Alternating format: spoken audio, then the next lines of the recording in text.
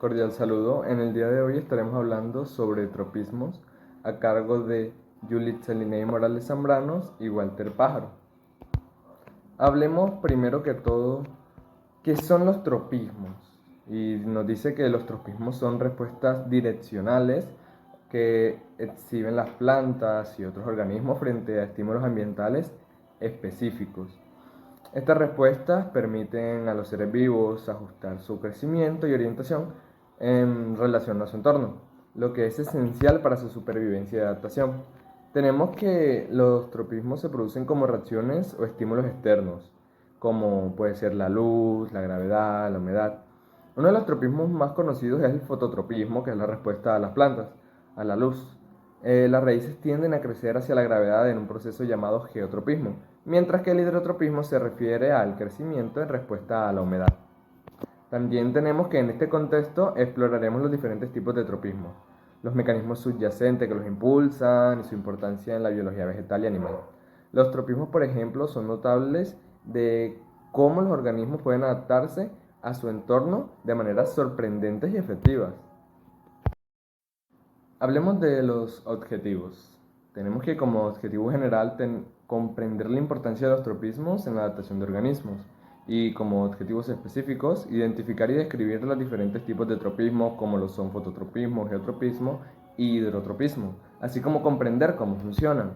También analizar los mecanismos celulares y moleculares que subyacen a las respuestas tropísticas en plantas y organismos, así como evaluar las implicaciones prácticas de los tropismos en la agricultura, horticultura, biotecnología y cómo se pueden manipular para mejorar el crecimiento y el desarrollo de las plantas.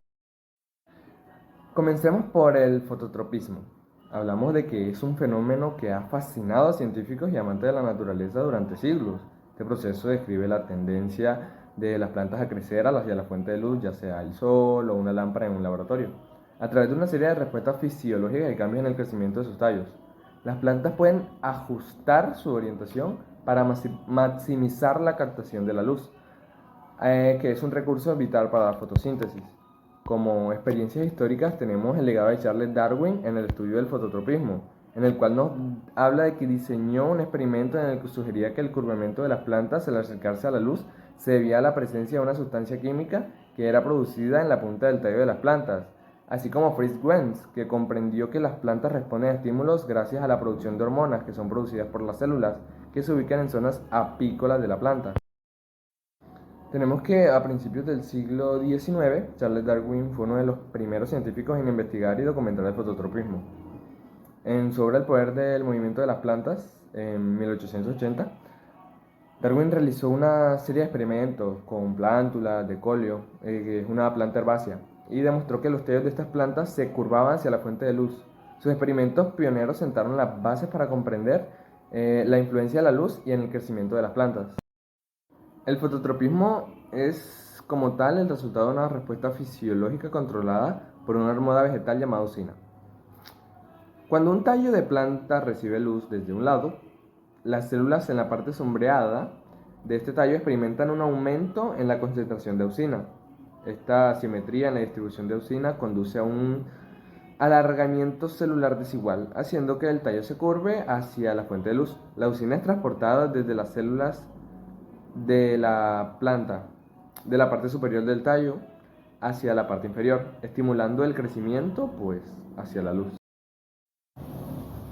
Ya he explicado el fototropismo, hablemos del geotropismo, que a diferencia del fototropismo, el geotropismo se refiere a la respuesta de las plantas a la gravedad, a este estímulo que es la gravedad. En este caso, las raíces desempeñan un papel central.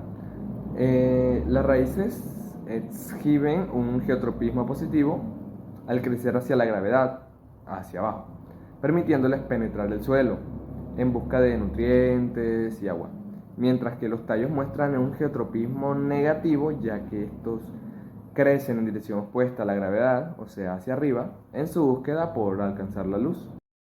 De nuevo, como experiencia histórica, tenemos el interés de Charles Darwin en las respuestas de las plantas a la gravedad. Y es que también fue destacado en su obra. En sus experimentos observó el comportamiento de las raíces en plántulas de colza, documentado cómo éstas respondían a la gravedad al curvarse, en crecer en dirección contraria a la fuerza gravitatoria. Sus investigaciones sentaron las bases para entender cómo las plantas perciben y se adaptan a la gravedad. También tenemos el papel de los estalolitos, que es como la respuesta del zootropismo en las raíces se atribuye en parte a la presencia de estructuras especializadas llamadas estalotitos. Estos orgánulos contienen almidón y se ubican en células de las raíces. Los estalotitos son sensibles a la gravedad cayendo hacia abajo en respuesta a esta fuerza. Cuando los estalotitos caen, activan una cascada de señales químicas que estimulan el crecimiento en la dirección de la gravedad, lo que permite que las raíces crezcan hacia abajo y se anclen en el suelo como tal. En resumen, el fototropismo y el geotropismo son dos respuestas fundamentales que permiten a las plantas adaptarse y prosperar en su entorno.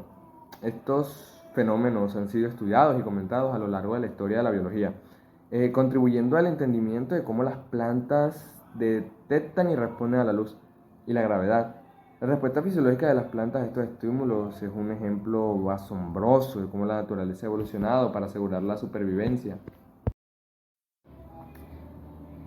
¿A qué conclusiones, a qué deducciones llegamos después de todo esto?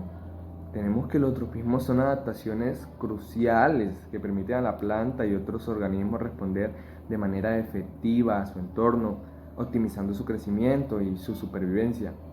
El conocimiento de los mecanismos subyacentes a los tropismos tiene aplicaciones potenciales que nos permite comprender mejor cómo influyen en el crecimiento de las plantas y mejorar la producción de estas.